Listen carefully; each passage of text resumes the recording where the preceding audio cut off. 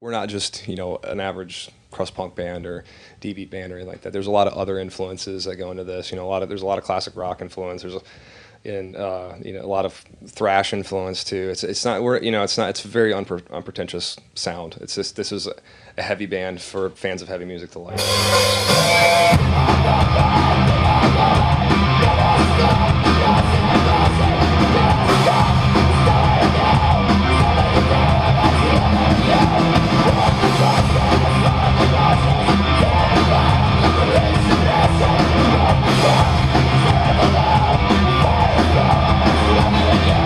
Sell this in the worst way possible.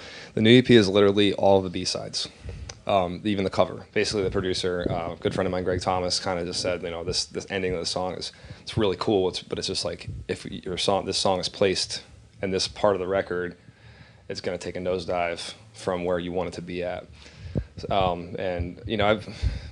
Greg's kind of I kind of refer to him as like riff check. How there's like spell check,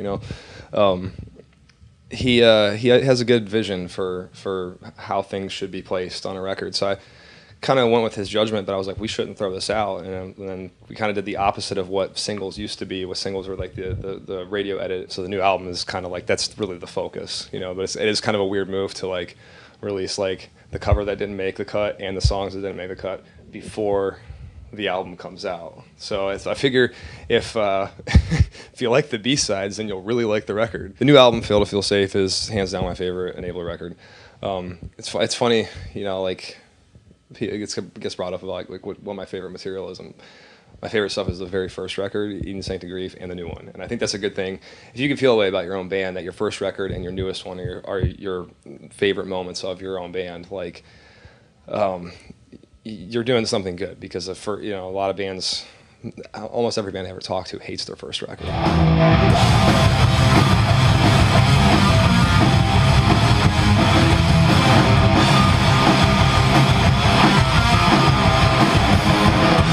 I've always wanted to create something that would help people, that something they could find, something they could relate with in the lyrics. Like, the personal struggle that everybody goes through in their lives is like pretty immense, and I try to write in a manner that's like, it's personal, for me, but it's also easily relatable for anybody else, because we all have our shit to deal with. Everybody has all kinds of crazy stuff going on. For me, I started the band in Milwaukee, and my girlfriend of 7 years ended up being the bass player of the band, and then we split up, and we stayed in the band together, and it was just probably the worst decision we could have made. And we tried, we really did try, and it just went bad. I was completely out of control at times, and then it's weird to kind of self-reflect a few months later and look at yourself and be like, I was like out of line. I couldn't even control what I was doing. And a lot of this record was written in that time period, when she had she had to leave the band, and it was like not really like an easy decision, because we still were friends and still wanted to play music and everything. So a lot of the lyrics kind of came through that, and it's not like I don't want to call it a breakup record or anything like that. It's definitely not in that kind of context. It's more of like a wishing things were different, self-reflection, trying to figure out like where you're wrong in life, how you can become a better person out of it. It's definitely the most pissed off record that I've written, but it's almost like more directed at myself than it is at anyone else. That's kind of, some of the earlier songs are very, very direct.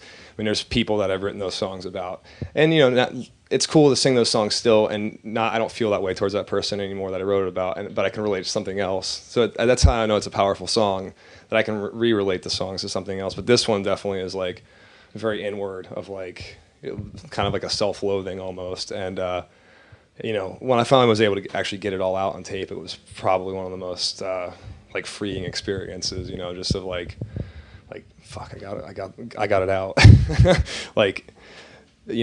Shit's gonna be okay. Hopefully. I'd like you like to think that time heals, but sometimes it doesn't feel like that. Maybe I've just listened to Crowbar too many times. I don't know, but yeah, it's definitely a hard record. It was the hardest record I have ever had to make. Like writing it was painful to go through the writing process for it. And but I think that in the long run, the story that's told on the record, maybe people can get something out of that. The only song I really can't comment on lyrically is my mom actually wrote lyrics for a song on the album, and which is hilarious to me because no one has writing credits in Enabler. Like, I'm the only person that's ever written everything. And then the first person that gets a writing credit besides myself is my fucking mom. But she wrote lyrics to the last song on the album, and that was kind of a thing where it's like I was sitting on over an hour worth of material, and I'm like, Mom, like, she's had her poems, for years, like, check these poems out. And I'm like, fuck you, Mom, I don't want to read your poems, and then finally, just let me see what you got, maybe I can get a line or two, and then one just like, wow, that's perfect to a T, like. So she's pretty stoked about that. She turned 66 in a week, and it's the first time she's ever had anything published. It was on her son's like evil heavy metal record. Pretty awesome.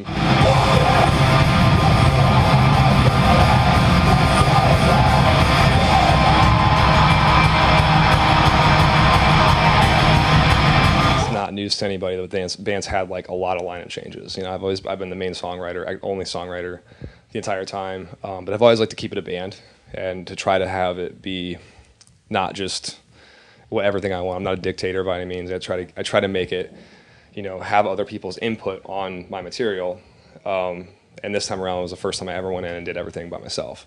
It was kind of out of necessity, and it really worked, and that's, granted, there's still Greg, who's a former member of the band, producing and feeding ideas, but it was just really easy to be in the studio with him. I love working with him vocally more because most producers or engineers, they have you in a separate part of the studio and you're just screaming into a mic, and you get the shield, the pop screen or whatever, you got that and in front of you, and you're just by yourself and you just have everything in headphones.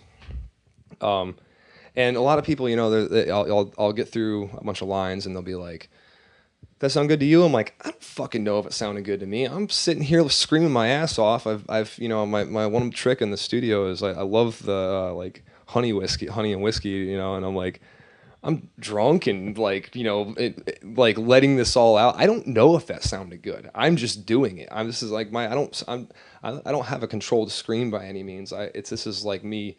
If I was going to yell at you right now, that's what it would sound like, and maybe with tweaked and pitch a little bit, right?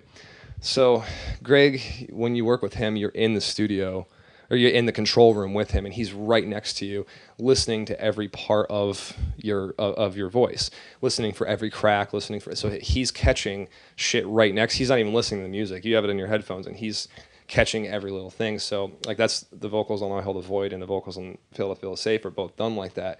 It's where you have someone doing quality control for you, as opposed to just being in the studio by yourself and you're, like emotionally distressed, screaming and trying to try to criticize yourself. You can't do that. I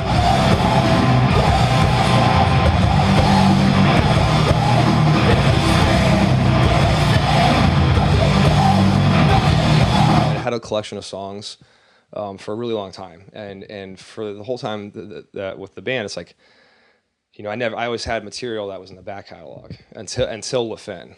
So like All Hail the Void, Greg and I sat down with the demos and we picked out the songs. There was so much, like there's so many songs that are on Le Fin that were written that actually with some of those songs on Le Fin I had written before the band even started. So it's like, that was kind of a collection of all the stuff that hadn't been used. And, it's a little bit of a mess to me. It's too long. Like there should have been probably 2 songs cut off of it, in my opinion. But there's some really great moments on it too. There's some like I think Balance of Terror as a fucking killer song. Sickened by the Wake is easily like, that's probably one of my favorite songs to play, like lyrically and everything. That song has a great story to it actually. But it's so I think this one, having. Like it was weird because I was at 0. Like when Le Fin was finished, I had no songs, none at all. So then it's like, then I go through this kind of really shitty life experience where I moved back to Ohio and kind of watch my whole life that I built for 7 years fall apart. And I was very focused on, like, I knew exactly what I wanted to write. So the new album was all written together. Like, that's in one session, like, for not one session, but like it was written as the record. So that's, you kind of know where you're going with that more so than you do of just a collection of songs. So I think that's a big difference, is that it is very focused.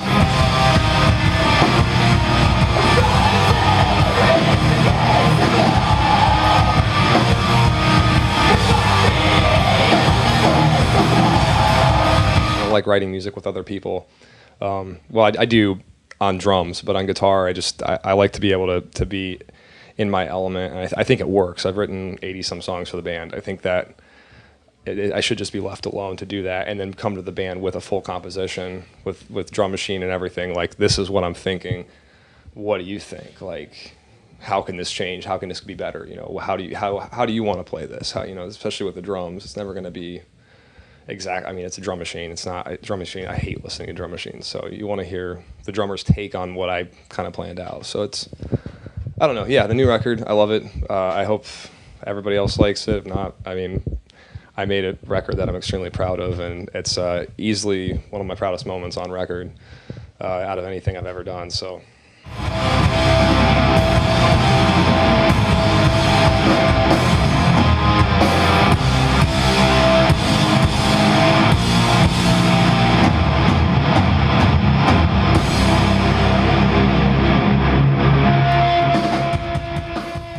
The lyrics on the record are very personal to me. They always are. Like, I'm not someone who can necessarily write about certain topics very well. Like, we're not a political band by any means. I'm just not good at writing about politics. Like, I've tried, and it's not my cup of tea. I'm not indifferent on things by any means, because there's definitely right and wrong. I've always wanted to create something that would help people, that they could find something they could relate with in the lyrics.